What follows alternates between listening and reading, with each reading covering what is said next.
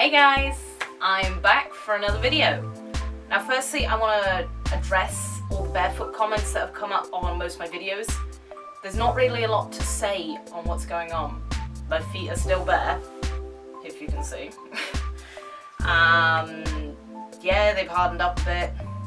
The weather's not cold enough to tell if it's had enough of an effect on my feet yet, or my Reynards. Yes, I go everywhere barefoot. Yes, I get looked at. No, I haven't been refused service. Yes, I drive barefoot. Please, just to address those common questions, I will be doing an update, but not until December. So you've got like 2 months to wait yet, guys. So if you guys could just be patient with me, like I say, there's not a lot to say. I mean, there's not a lot to say about it. So this week, I want to talk about how I organise myself. I'm a professional equestrian photographer, full-time, and that can have very seasonal effects. It can be very up, down, up, down. I'll be busy, quiet, depending on the time of year. Now this has been my busiest summer yet.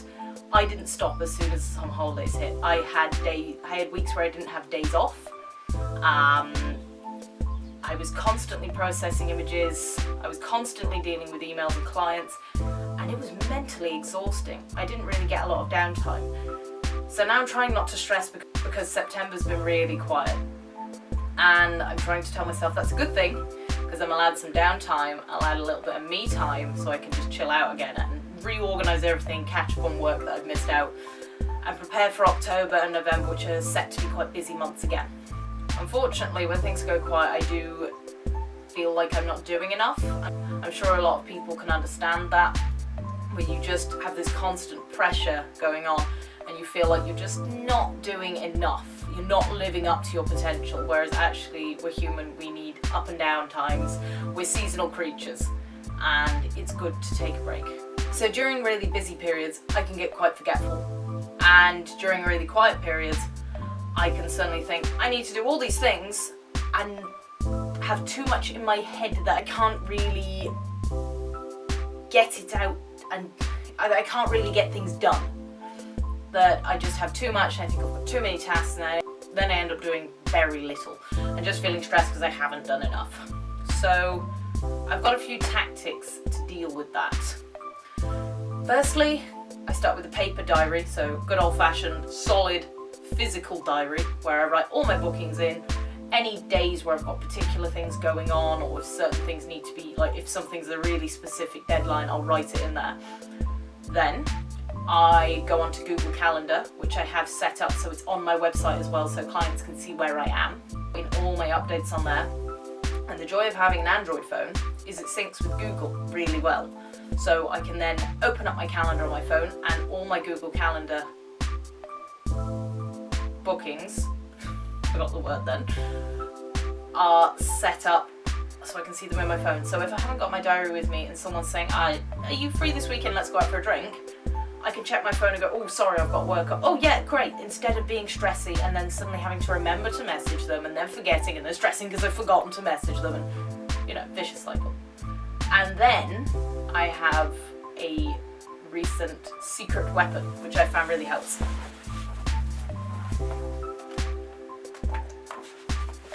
Whiteboards. So the first whiteboard, it has my task and the due date.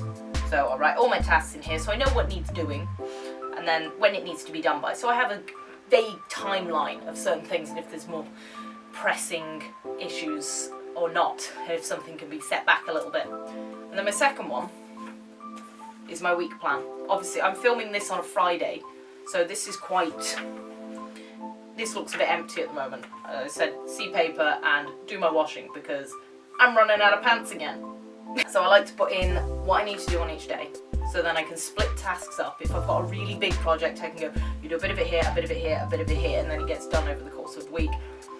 I can also schedule in days off, which makes life so much easier, because I often find I end up working every day. It's what happens when you're in your own business. I'm sure a few of you know this. I've also got a little bit of paper here, which is just non-work related tasks, like extra things like pay a tattoo deposit, or booking someone to look after the pets while I'm on holiday, things like that. So those things have really made a difference, especially the whiteboards, to deal with that not getting daily tasks done. Final tactic for dealing with my head just wanting to implode because I've got so much stress on my plate and my head's been doing this all day and just won't settle down is yoga and meditation. I have a yoga class. I try and go twice a week, but it's between 1 and 2 times a week. Some weeks I only get there once.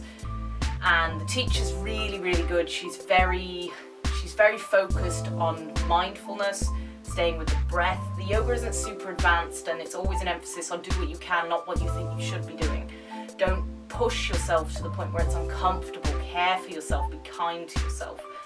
And it just gives me an hour of headspace once or twice a week where I can completely de-stress. I come out, a lot of people say, "You're right." I go, "Yes, I'm great." And people always notice when I've been to yoga because I'm very blissed out.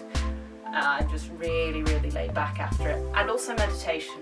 I try and do it once or twice a week as well, especially when I'm feeling a bit stressed. I can just take a few minutes out to breathe, to be with myself, and to calm all those thoughts out. Because in this modern world, there's a constant demand to be busy, even if that busy is not important. And I'm learning that lesson that I don't have to work 40, 50 hours a week some weeks when it's quiet. I can do 2 or 3 hours of work a day and chill out.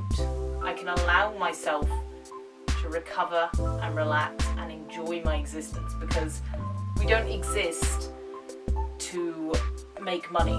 We exist to enjoy life and live.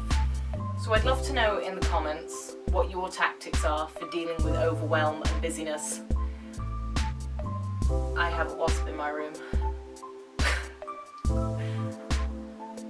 I'd love to know in the comments what your favourite tactics are for dealing with overwhelm, for when you're coping, when you're busy, what works for you, what doesn't work for you. You know, if you've tried something, said it really just didn't help at all, so maybe suggesting to other users maybe certain tactics might not work for them or might work for them. It'd be nice to get a conversation going on in the comments, so fire away. And if you like my video, like it, comment, subscribe if you really want to see more of me. I'll see you in 2 weeks. If you haven't noticed, I do have a little bit of a pattern where I'll do lifestyle, fitness, and I produce a new video every 2 weeks. I'll speak to you next time, guys. Bye.